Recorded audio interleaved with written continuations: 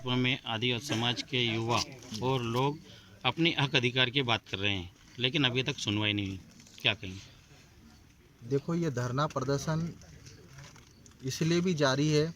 क्योंकि पिछले 26 जून 2018 को जिला प्रशासन ने 14 आदिवासियों के पट्टे स्वीकृत किए थे और आज तक उन आदिवासियों को पट्टे नहीं वितरित किए गए। जब जयस का प्रतिनिधि मंडल जिला प्रशासन के समक्ष अपनी बात रखने गया तो उनका कहना है कि वो फाइलें नहीं मिल रही है। तो ये जो लापरवाही प्रशासन, जिला प्रशासन के माध्यम से जो सामने नज़र आई है, सबसे पहले तो जिला प्रशासन के उन सभी अधिकारियों के ऊपर कार्रवाई करे जो जिन्होंने पट्टे स्वीकृत होने के बावजूद भी 2020 तक उन आदिवासियों को पट्टे नहीं दिए जिनको उनका हक दिया जाना चाहिए। दूसरी महत्वपूर्ण बात कि जो 11,600 दावे किए गए थे उनमें मध्य प्रदेश सरकार ने अब तक मात्र सिर्फ 14 पट्टे स्वीकृत किए हैं और बीच में वन उत्सव के माध्यम से 80 पट्टे देने की बात सामने आई है। लेकिन 11,400 से ज़्यादा जो आदिवासी बचे हैं उन आदिवासियों को मध्य प्रदेश की शिवराज सिंह चौहान क्या जंगलों से बेदखल करेगी जिनको पट्टे नहीं मिले?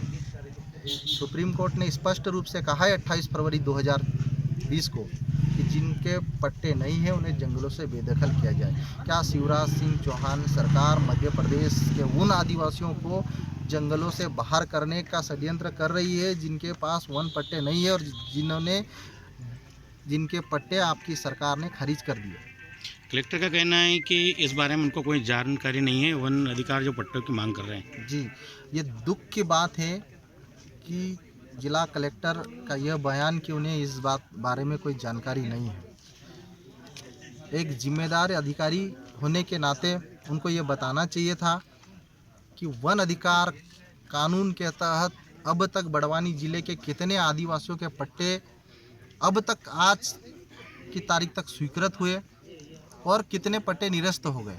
अगर वो अपनी जिम्मेदारी से भाग रहे हैं, अगर वो सवालों के जवाब देने से भाग रहे हैं, तो ये कहीं न कहीं बड़वानी ज़िले और प्रदेश के आदिवासियों के साथ अन्याय है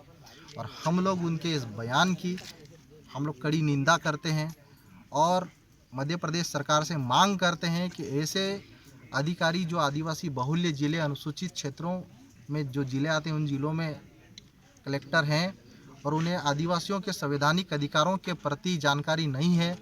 उन्हें आदिवासी ज़िलों में, आदिवासी बहुल्य ज़िलों में पोस्ट नहीं किया जाए। एक रिटायर्ड CMHO है जो बिजली के बढ़ती बिलों की मांग को लेकर पिछले 20 दिनों से धरना पे बैठे हैं। प्रशासन का अभी कोई नुमाइंदा, जैसे यहाँ नहीं है वहाँ कोई नहीं गया नुमाइंदा, तो क्या कहेंगे प्रशासनिक लचर व्यवस्था को लेकर? बिल्कुल, ये कहीं न कहीं जिला प्रशासन की एक तरह से अड़ियल रवैया है कि जहां इस देश की लोकतांत्रिक व्यवस्था में सबको अपना हक और अधिकार संवैधानिक तरीके से मांगने का और अपनी बात रखने के लिए धरना प्रदर्शन करने का अधिकार है। अगर कोई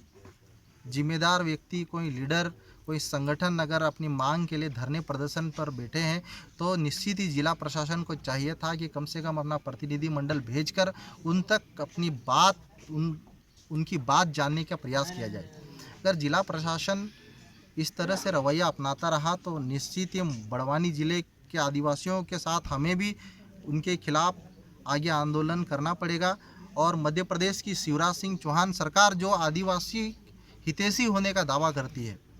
और आदिवासी हितैषी होने का दावा करने के नाते ऐसे अधिकारियों को जो पोस्ट कर रही जो आदिवासियों की बात ही नहीं सुनना चाहते, तो ये कहीं न कहीं एक तरह से जिला प्रशासन का अड़ियल रवैया है और इससे पूरे आदिवासी समाज, पूरा बड़वानी ज़िले के जो ऐसे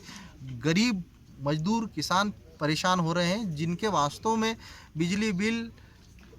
जहां पर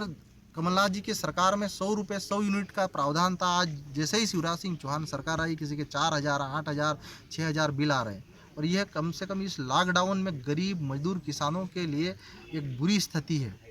तो इस पर जिला प्रशासन को गंभीर होना चाहिए और जिला प्रशासन को कदम उठाना चाहिए ताकि गरीब मजदूर पीड़ितों को उनके साथ न्याय मिल सके।